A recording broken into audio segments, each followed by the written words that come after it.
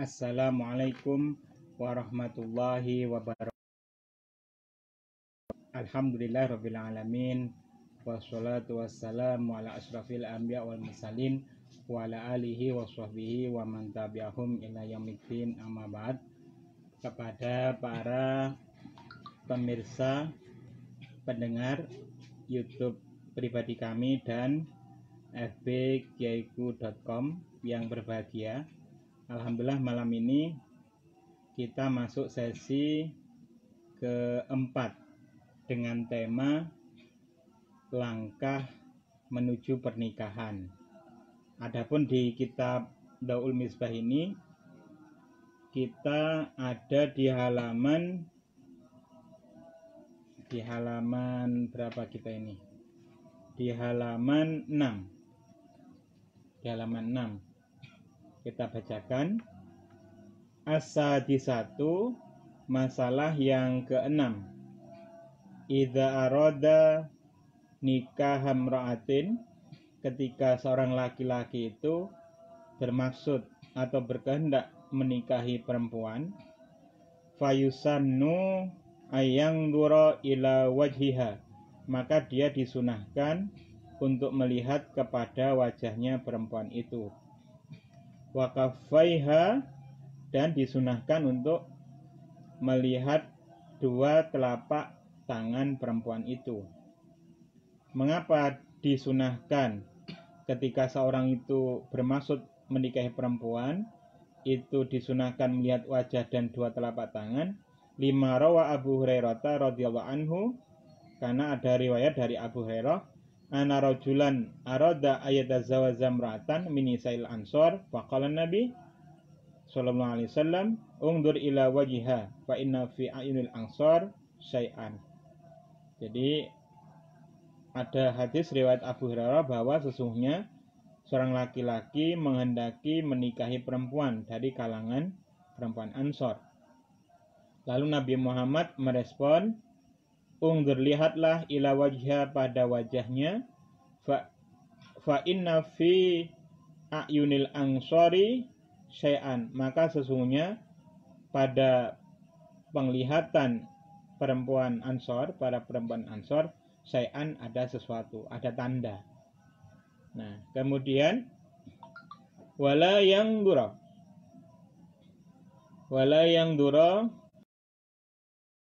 wajhi, hendaknya laki-laki itu tidak melihat kepada selain wajah, siwal wajhi, selain wajah, wal kafaini, dan dua telapak tangan. Jadi yang dibolehkan itu hanya melihat wajah dan dua telapak tangan. Kemudian wala budda fi hillin nadari, kan kena ora, kalau orang Jawa mengatakan wajib untuk halalnya melihat perempuan yang hendak dinikahi, walaupun belum dilamar, ini sudah bermaksud untuk menikahi seorang perempuan, maka disunahkan melihat. Ini kondisinya adalah mintaya kuni huluwiha, yakin bahwa perempuan tadi itu sepi, kasepen, sepi, min nikahin, dari ikatan pernikahan dengan orang lain, wa iddatin, dan sepi dari berstatus sebagai perempuan yang sedang terkena iddah. Jadi halal melihat perempuan yang mau dinikahi itu dengan syarat ini tidak terikat pernikahan dengan orang lain. Tidak boleh kita kemudian tiba-tiba berkali-kali melihat istri orang lain, tidak boleh. Wa iddatin, dan tidak boleh melihat perempuan yang diceraikan orang lain, yaitu yang dalam masa iddah, yaitu masa menunggu. Kalau ada seorang istri dicerai oleh suami, maka ada masa tunggu, ada masa 3 sucian, salah satu kuruk 3 sucian. Maka sebelum itu berlalu, maka dia masih tergolong wanita mu'tadah, wanita yang sedang iddah. Ini tidak boleh dilihat-lihatin, ditontoin, itu enggak. Perempuan mu'tadah itu selayaknya seperti menjadi istrinya orang lain. Kenapa? Karena ketika masih masa iddah, maka laki-laki lain, maka maksud saya adalah maka si suami asal itu silakan merujuk. Jadi langsung dirujuk dalam tolak rujuk itu. Silakan dirujuk. Nah, misalnya kemudian ketika ada pernikahan, posisi istri sedang dicerai oleh suami, nah sedang menunggu masa iddah, masa menunggu ini, maka kemudian si suami meninggal, maka si perempuan mu'tadah ini berhak mendapatkan harta warisan. Kenapa? Karena dia adalah selayaknya istri orang. Jadi karena statusnya itu selayaknya istri orang, maka masa iddah ini maka tidak boleh dibuat laki-laki lain.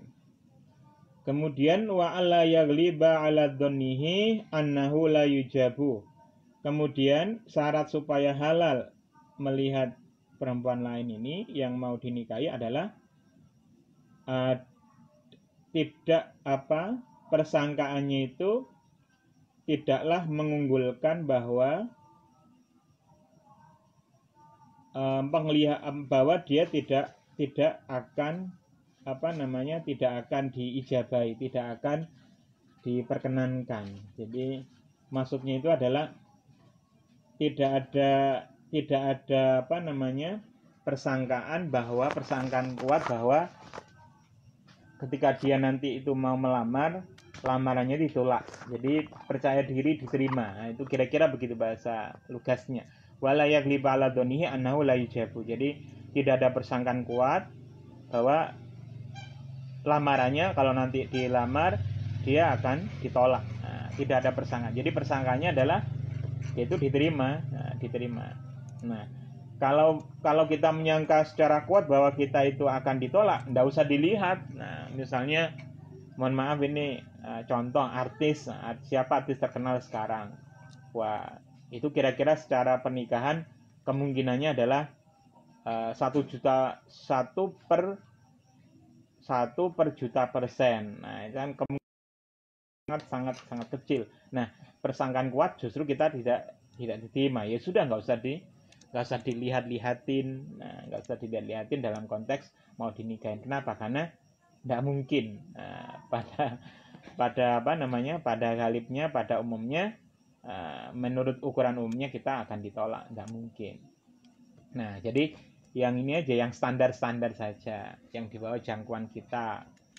Walaupun dia orang terkenal, tetapi kita kenal dengan dia, ya tidak komunikasi sebelumnya. Nah, karena itulah ini ada juga siasat ini para jomblo-jomblo itu ketika mau melamar calon istri itu ini ada bocoran dulu. Kira-kira kalau saya ini melamar itu diterima apa enggak? Nah, kalau enggak diterima ya sudah, enggak usah dilamar, ngapain juga. Nah, sebelum dilamar dilihat dulu itu tadi. Jadi ternyata dugaan itu juga penting untuk dipertimbangkan. Ada pertimbangan-pertimbangan. Ditolak apa diterima, kira-kira seperti itu. Nah, kalau kira-kira tidak diterima ya sudah, enggak usah diseleksi dalam tanda kutip. Nah, cukup yang dalam jangkauan saja. Nah, tetapi ada juga kisah yang menarik. Ada seorang yang yang tenaganya diperbantukan kepada kiai. Kemudian seorang ini senang sama seorang mahasiswi, maksudnya cantik. Nah, kemudian dia ini minta tolong kepada keluarga pesantren. Nah, ternyata keluarga perempuan ini menyangka bahwa si anak laki-laki ini adalah kerabatnya, padahal tidak ada kerabat sama sekali. Ternyata kemudian lamarannya diterima. Nah, Setelah diterima, kemudian setelah menikah baru tahulah keluarga putri itu ternyata si cowok ini bukan apa-apanya pesantren, tetapi sudah telanjur dan sang istri sudah kadung cinta, ya sudah. Nah, seperti itu kreativitas juga saya pikir. adalah menggunakan orang yang ternama, orang yang punya nilai di masyarakat. Ini salah satu trik. Kemudian wa yusannu liman la yatayassaru lahu an-nadharu, disunahkan bagi orang yang tidak mudah baginya an-nadharu, melihat. Yaitu apa? Disunahkan kalau dia tidak mungkin untuk melihat, ayur sila nahwa mratin, dia ini mendelegasikan orang lain, yaitu perempuan lain yang punya akses kepada perempuan yang mau dilihat tadi itu. Nah, litasifaha wasofa yasifu, ya wasofa yasifu, litasifaha lahu, untuk menyifati, untuk memberikan karakter-karakter, sifat-sifat yang dipunyai perempuan itu, untuk diserahkan datanya kepada si laki-laki yang mau melihat tadi itu. Jadi mungkin jarak jauh atau tidak mungkin bertemu langsung, tidak mungkin didatangi di rumahnya, maka si laki-laki yang ingin menikahi, ingin melamar ini, sebelum dilamar dilihat dulu. Nah, dilihat dulu itu kalau tidak mungkin maka mengutus orang lain. Lalu orang lain yang ini, perempuan ini adalah mensifati karakter perempuan itu. Di dalam sebuah riwayat ada semacam begini, tidak hanya dilihat wajah dan tidak hanya dilihat telapak tangan, tetapi juga dibaui. Bagaimana misalnya bau mulutnya, apakah rajin sikat gigi apa enggak, giginya ini putih apa tidak terlalu putih, semacam itu. Keringatnya bagaimana, seperti itu. Jadi secara fisik yang dilihat adalah wajah dan telapak tangan, tetapi juga ada hal-hal tertentu yang itu menjadi pertimbangan juga. Bau mulut, kemudian gigi, boleh jadi kebiasaannya. Jadi sampai karakternya itu menjadi terdata, seperti itu. Kalau anak-anak sekarang mungkin lebih simpel, kalau orang dulu mungkin lebih sulit. Kalau anak-anak sekarang lebih simpel, mereka ini kuliah bersama, sekolah bersama, ya berinteraksi, sehingga melihatnya ini lebih leluasa dan aksesnya lebih terbuka perempuan sekarang. Jadi tidak. Kemudian yusannu lil mar'ati idza radat an tatazawwaza birajulin antang dura ilahi. Begitu juga sebagaimana disunahkan bagi laki-laki untuk melihat perempuan yang mau dipinang itu, juga yusannu disunahkan lil mar'ati bagi perempuan tadi itu, yaitu idza radat, ketika dia berkehendak an tatazawwaza, berkehendak menikah, birajulin dengan seorang laki-laki, disunahkan antang dura ilahi, si perempuan juga disunahkan melihat si laki-laki. Jadi bayangkan ini, seorang perempuan juga disunahkan. Jadi tidak sepihak, dua pihak. Ini kalau dirasa perlu. Atau yang seperti yang kami katakan kemarin, lewat foto, gambar, baik gambar statis atau gambar bergerak. Nah, ini ada banyak alternatif lah, tetapi substansinya adalah litasifaha. Jadi diketahui karakternya, karakter wajah, karakter tangan, juga kemudian hal-hal yang diperlukan di dalam pernikahan. Mengapa perempuan itu disunahkan untuk melihat laki-laki? Li'annahu yu'jibuha minar rajuli ma yu'jibur rajula minha. Kenapa? Karena apa-apa yang membuat dia senang, membuat dia itu kagum dari laki-laki, itu juga sama. Jadi laki-laki itu kagum kepada perempuan karena suatu hal, begitu juga perempuan kagum pada laki-laki karena suatu hal. Jadi yang dikagumi laki-laki dan perempuan itu sama saja. Maksudnya adalah ternyata memang faktor fisik ini juga penting untuk dilihat. Karena itulah pada umumnya laki-laki suka calonnya adalah calon yang cantik seperti itu. Kemudian perempuan juga pada umumnya suka calon yang tampan. Nah, kemudian dalam konteks nontoi atau melihat, itu juga melihat keluarganya, nasabnya bagaimana, keadaan ekonominya, profesinya dan sebagainya. Kemudian walihada qala Umar Ibnul Khattab. Karena kepentingan ini, kepentingan bahwa apa yang dikagumi oleh perempuan kepada laki-laki itu sama dengan yang dikagumi oleh laki-laki pada perempuan.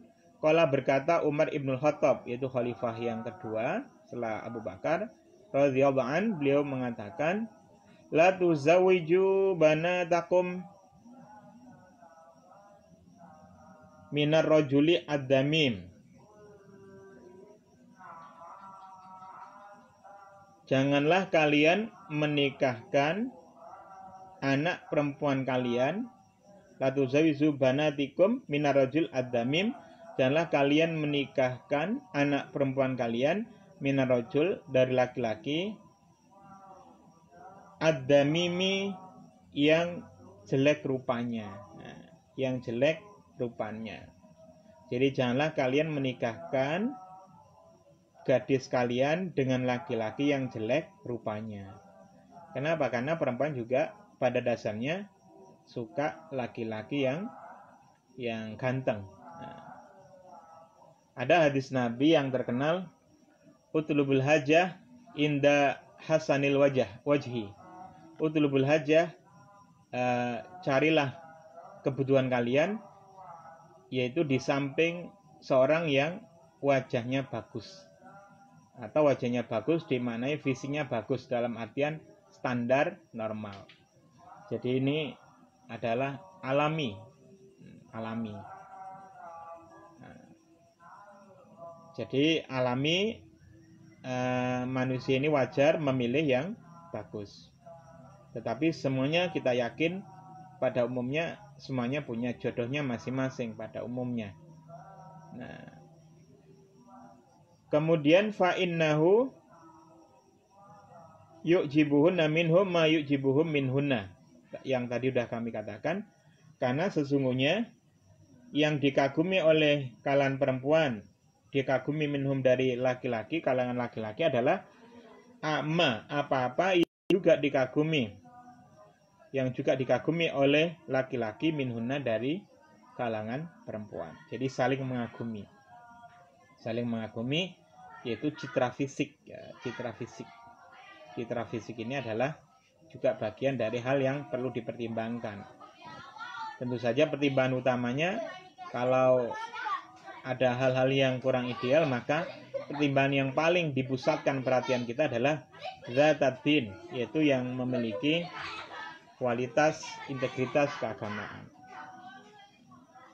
Kemudian as-sabiatu, persoalan yang ketujuh, ayul kiya az-zawju amrohu ila sam'iz zawjati, yaitu suami menyerahkan amrohu perkaranya, urusannya, ila sam'iz zawjati pada pendengaran si istri.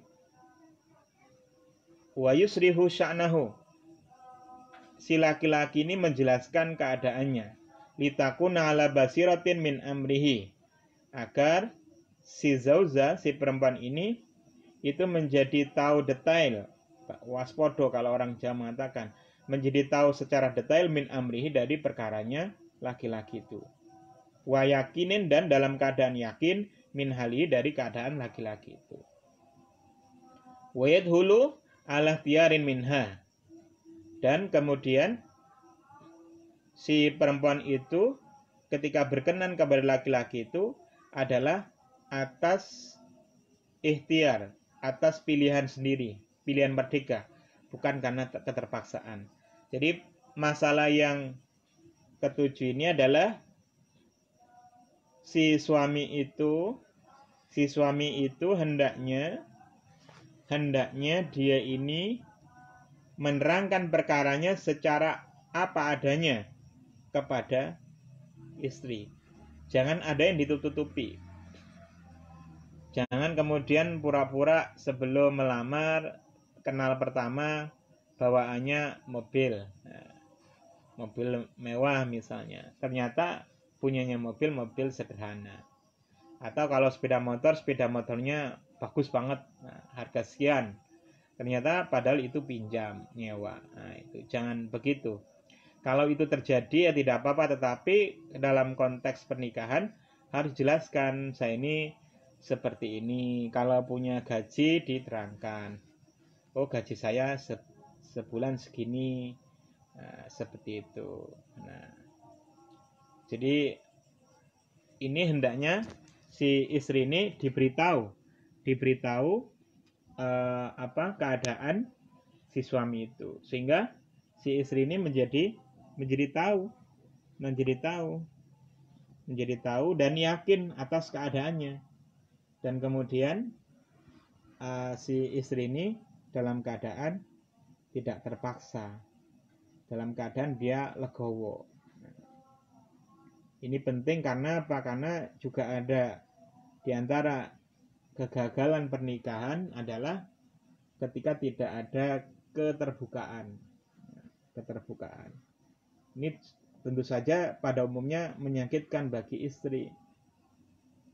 Dia yang pertama dibuai oleh harapan-harapan, ternyata hampa, harapan palsu. Kenapa? Karena dia mungkin si calon suami ketika itu maksudnya baik, supaya si istri itu mantap, tetapi niat yang baik tidak cukup. Perlu untuk dipertimbangkan perasaan orang lain. Bagaimana kalau kita ditipu atau dikelabui? Tentu saja tidak mau.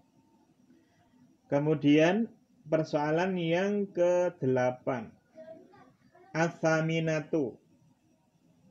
Persoalan ke-8, as-saminatu.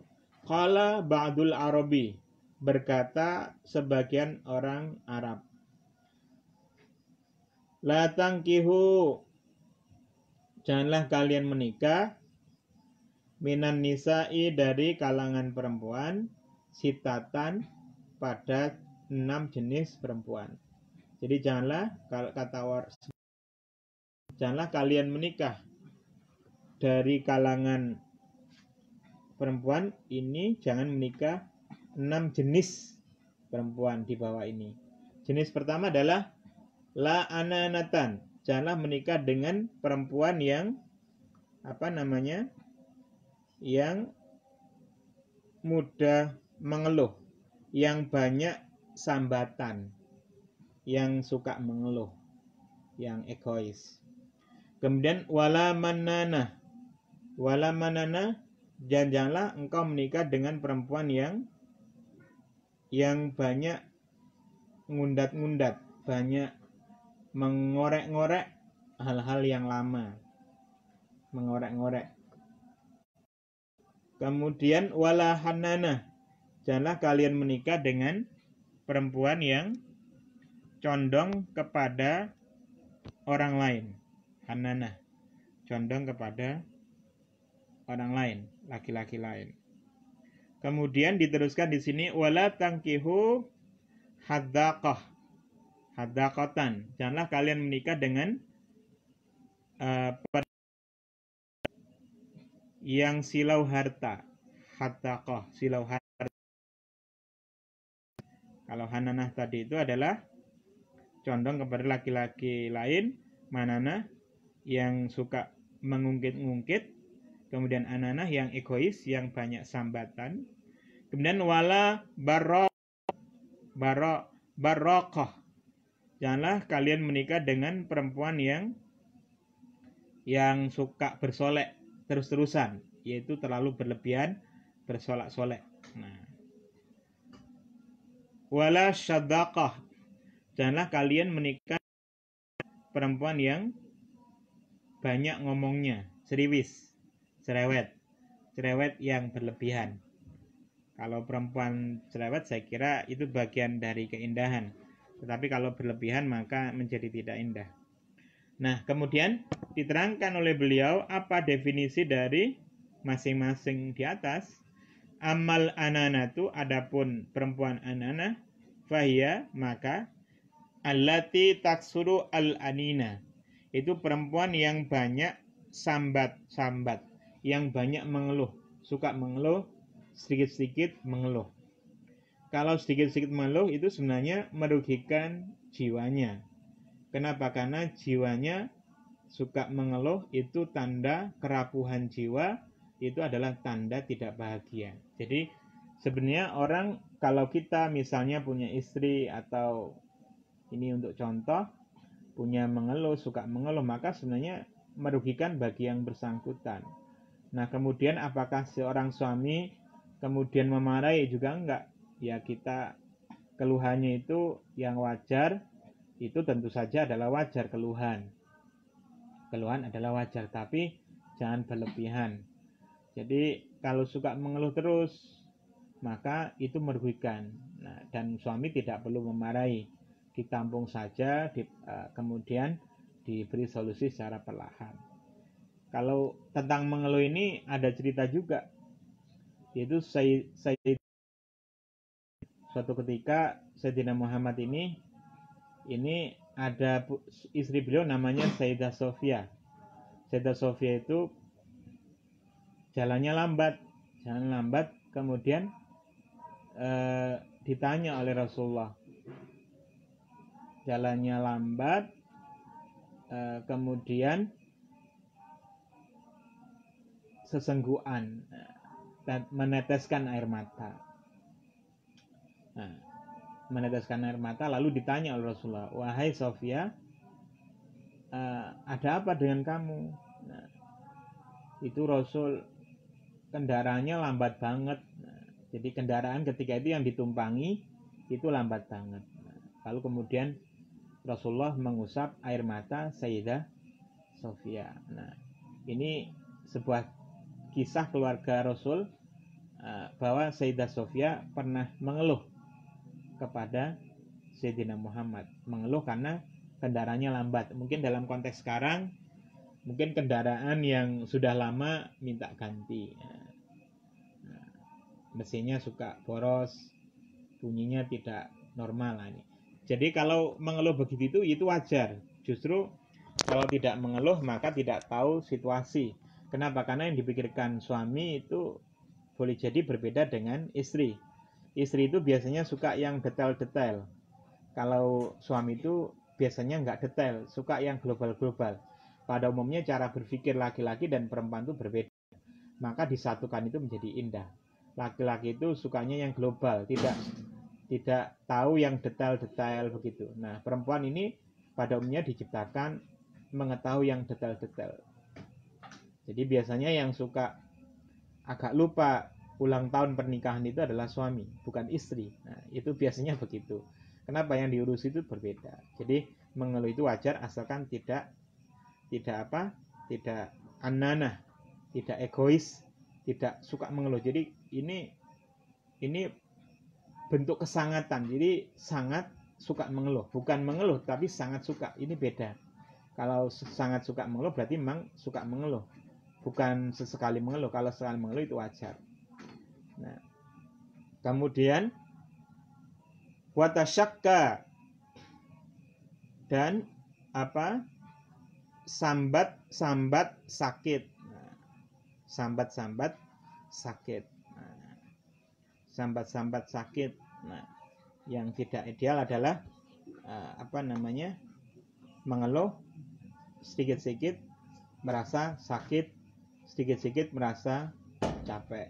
Nah, sebenarnya capek yang paling mencapekkan itu adalah bukan capek raga, tapi adalah capek jiwa.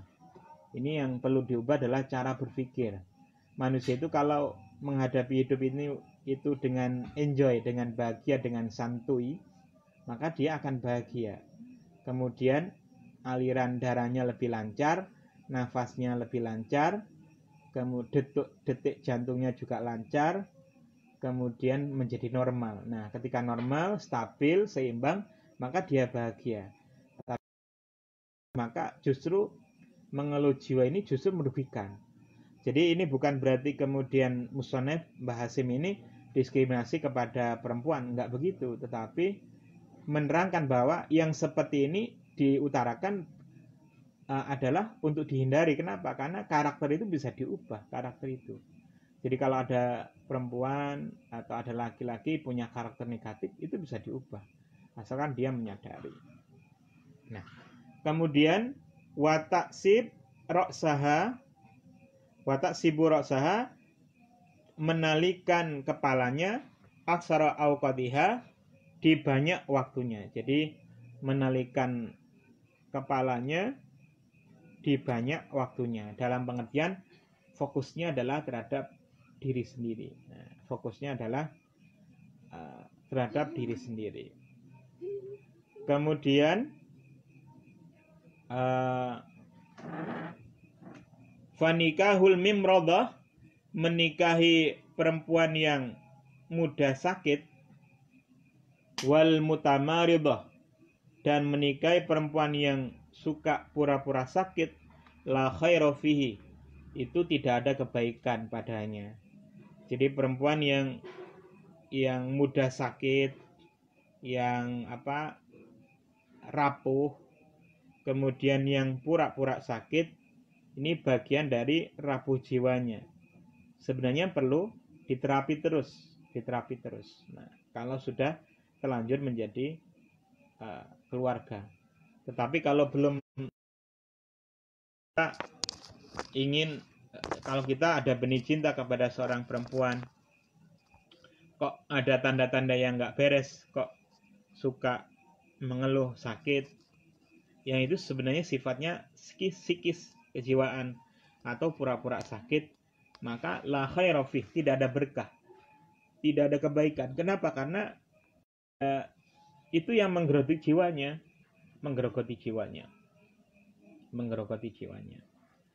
Kemudian yang kedua, jadi ini adalah definisi dari yang pertama, ananah.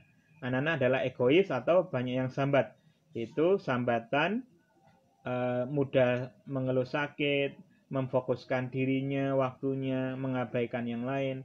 Kemudian kategori perempuan yang mudah sakit atau pura-pura sakit, ini adalah kategori ananah. Ananah itu dari kata ana, saya, kesayaan.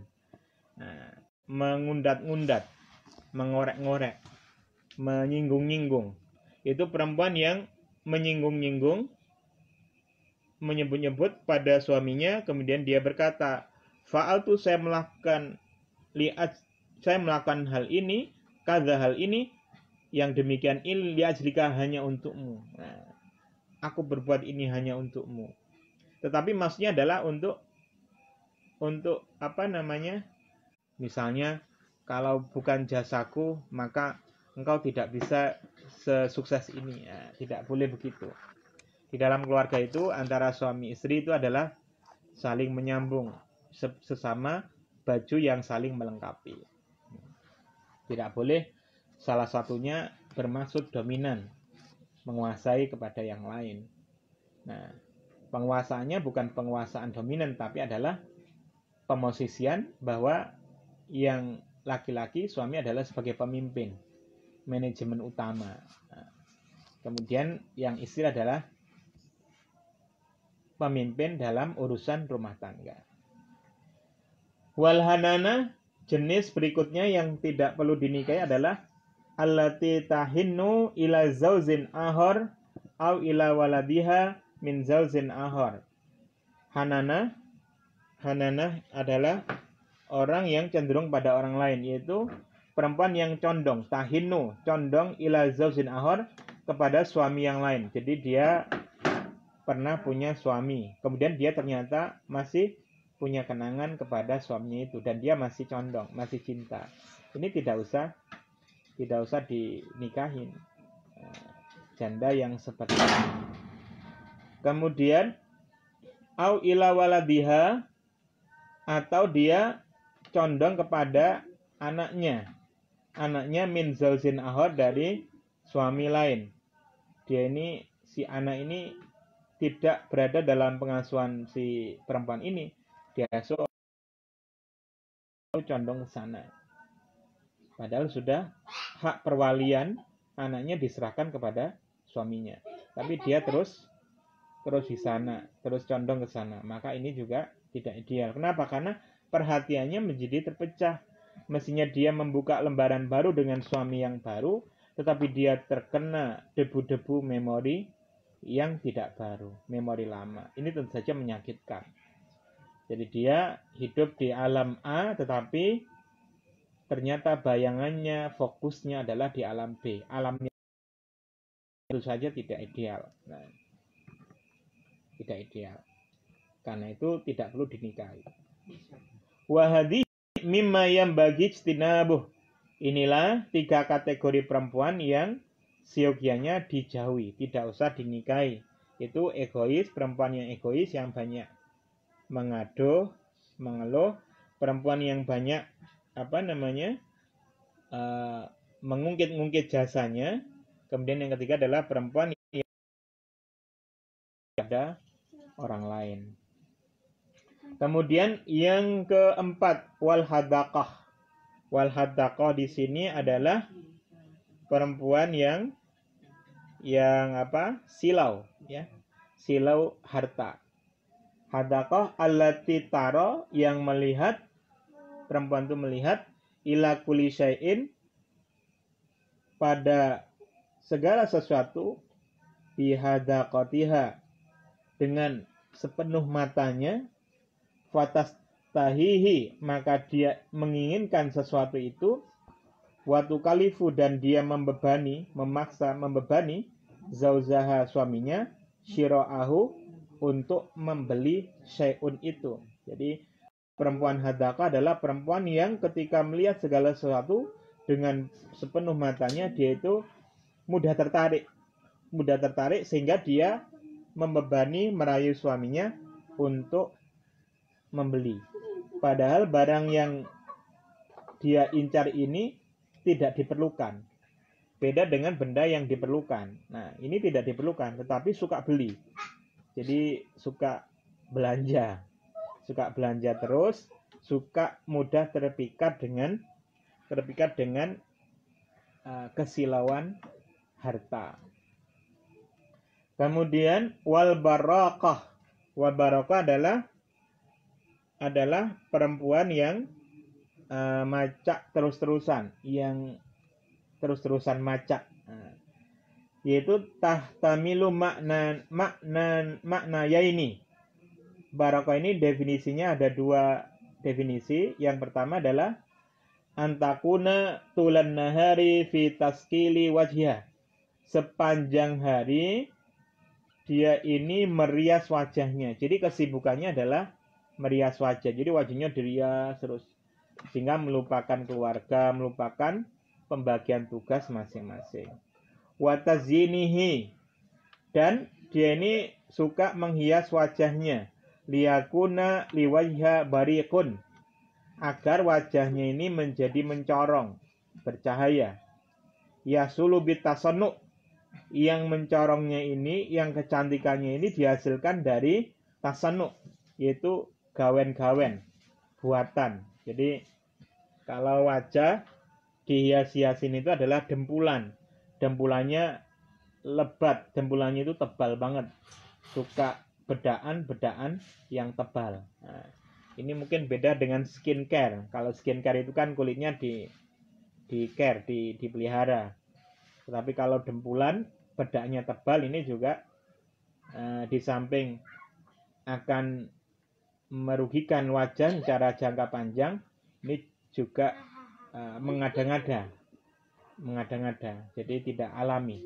Kalau sesekali tidak apa-apa, sesekali atau pas ada sesuatu yang penting. Tetapi kalau setiap hari begitu, setiap hari berhias berlebihan, didempul berlebihan, dikasih aksesoris macam-macam, nah ini jadi berproblem. Kenapa? Karena berlebihan ini. Kemudian wasani, definisi kedua dari barakah, adalah antaghdaba ala ta'am, yaitu perempuan ini membenci makanan, illa wahdaha, maka dia tidak makan kecuali sendirian. Maka dia tidak makan kecuali sendirian. Jadi dia ini membenci makanan, kemudian dia tidak makan kecuali sendirian. Nah, jadi menyendiri. Kemudian watas takilu nasibaha min kulli syai'in. Kemudian dia watas takilu menganggap sedikit nasibaha bagian yang dia telah peroleh min kulli syai'in dari segala sesuatu. Jadi dia ini tidak orang yang mudah bersyukur. Makanannya dia benci, makanannya nggak enak. Nah, kemudian dia memandang rezeki yang telah dia peroleh ini adalah dipandang sedikit. Watas takilu nasibaha min kulli syai'. Jadi kecenderungannya adalah menganggap segala sesuatu itu sedikit. Nah, inilah juga merupakan bagian dari teguran Rasulullah kepada para istri. Jadi para istri itu kebanyakan itu masuk neraka gara-gara tidak pandai bersyukur kepada suaminya. Nah, tidak pandai bersyukur kepada suaminya. Sehingga nerakanya itu gara-gara seperti itu. Nah, kalau nerakanya laki-laki ya berarti menzalimi istrinya. Jadi nerakanya jenis sendiri-sendiri. Jadi kalau istri nerakanya adalah kesalahannya adalah ketika dia tidak pandai bersyukur. Kalau suami nerakanya adalah ketika dia suka menzalimi, suka menang sendiri dan sebagainya. Jadi nerakanya ada sendiri-sendiri. Kemudian wasyadaqatu al-mutasyaddiqatu al-kathiratul kalam. Yang jenis yang keenam yang tidak perlu dinikahi adalah jenis dari al-kathiratul kalam, yaitu yang banyak omongnya. Jadi cerewet, banyak omongnya. Jadi kalau perempuan itu suka ngomong itu wajar, tetapi kalau terlalu maka tidak wajar. Nah, yang jadi sebenarnya kalau terlalu banyak ngomong itu, kalau konteksnya itu adalah kemarahan, itu sebenarnya si perempuan ini, istri ini atau ibu ini, dia belum selesai dengan dirinya sendiri, tidak damai dengan dirinya sendiri. Karena dia tidak bahagia, dia tidak damai, maka ada pelampiasan kemarahannya, memarahi suaminya, memarahi anak-anaknya. Sehingga kadang melihat di dalam perjalanan rumah tangga, ada ibu-ibu ketika membawa anaknya di suatu tempat, kemudian anaknya menangis, kemudian apa yang dilakukan oleh ibu? Ada dua hal. Kalau nggak dijiwit, itu diomelin sampai habis. Nah, ini pendekatan yang tidak bagus. Diomelin. Nah, ini kalau kemudian anak berada dalam lingkungan penuh omelan, maka khawatir ketika anak ini tidak kuat, maka dia menjadi pribadi yang introvert, pribadi yang tidak terbuka, tertutup. Dia menjadi pribadi diri. Kenapa? Karena dia dididik dalam lingkungan, dia disalahkan, dikasih omongan yang banyak, disalahkan. Nah, disalahkan padahal dia tidak punya kesempatan untuk klarifikasi. Jadi ini tidak baik untuk kesehatan jiwa. Karena itulah pendidikan keluarga itu sangat penting. Makanya dikatakan baiti janati, rumahku adalah surgaku. Nah, rumahku adalah surgaku surga itu adalah sesuatu yang ideal. Berarti semestinya rumah itu menjadi surga pertama kita. Supaya menjadi surga, maka kita harus bergembira. Supaya bergembira, kita beresin hatinya. Hati harus bahagia, harus menyelesaikan kejiwaannya. Makanya menjadi penting yang kemarin kami sampaikan bahwa manusia itu punya 3 daya. Akal, intelijensi itu harus diseimbangkan. Dilatih terus menjadi seimbang sehingga menjadi jiwa yang hikmah, bijaksana, yang penuh wisdom, bijaksana. Kemudian ini menjadi teringat dawuhnya Sayyidina Ibnu Abbas. Beliau pernah ditanya, wahai Ibnu Abbas, apa itu ra'sul akli? Apa itu puncak akal? Apa itu puncak akal? Beliau menyebutkan antara lain, puncak akal itu antara lain adalah ketika kita itu berpikir sebelum kita berbicara. Jadi kita itu berpikir sebelum kita berbicara. Ini adalah puncak akal. Jadi kalau orang yang al-kathiratul kalam, sebenarnya tidak hanya terjadi kepada perempuan, laki-laki juga bisa sama sebenarnya. Nah, ketika perempuan ini banyak ngomong, maka ini bagian dari kurangnya evaluasi, kurangnya kearifan diri. Kenapa? Karena spontan banyak ngomong. Padahal ketika kita itu banyak ngomong, semakin banyak ngomong maka semakin banyak salahnya. Sehingga kata Ibnu Abbas, termasuk tanda ra'sul akli adalah kita itu berpikir dahulu sebelum berbicara. Nah, jadi jenis 6 karakter ini tidak baik untuk dijadikan istri. Nah, ini dengan otomatis bahwa 6 karakter tadi itu, yang pertama adalah jiwa egois, yang suka sambat, mengeluh sakit, mengeluh apapun. Yang kedua adalah manana, yang suka mengorek-orek jasanya, kebaikannya. Kemudian hanana, yaitu perempuan yang condong kepada laki-laki lain. Kemudian hadaqah, yaitu perempuan yang silau dengan harta. Barokah, yaitu perempuan yang selalu dalam senantiasa bersolek terus-menerus dan berlebihan. Kemudian syadaqah, yaitu perempuan yang banyak ngomongnya. Al-kathiratul kalam, ini adalah bagian dari 6 karakter yang tidak sesuai dengan zataddin wa zata aqlin. Jadi bukan kategori perempuan yang karakter agamanya baik, dan bukan kategori perempuan yang punya intelijensi yang baik. Nah, di samping itu juga hubungannya, omongan ini juga hubungannya dengan pengelolaan ghadab. Manusia punya daya yang kedua, namanya daya ghadab, daya marah. Nah, emosi.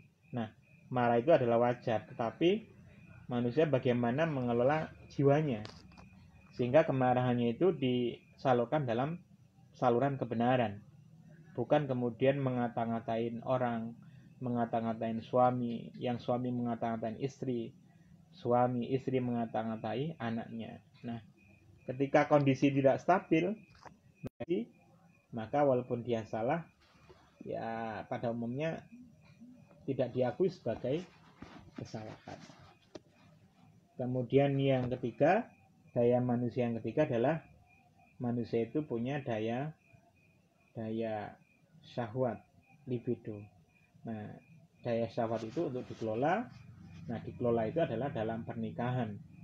Nah, kemudian dengan mengelola daya syahwat ini, maka manusia menjadi aifah.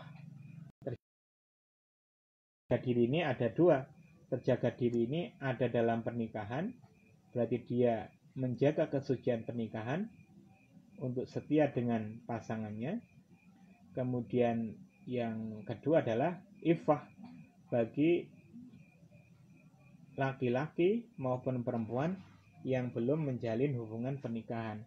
Maka untuk menjaga dirinya itu oleh Rasulullah disunahkan untuk puasa.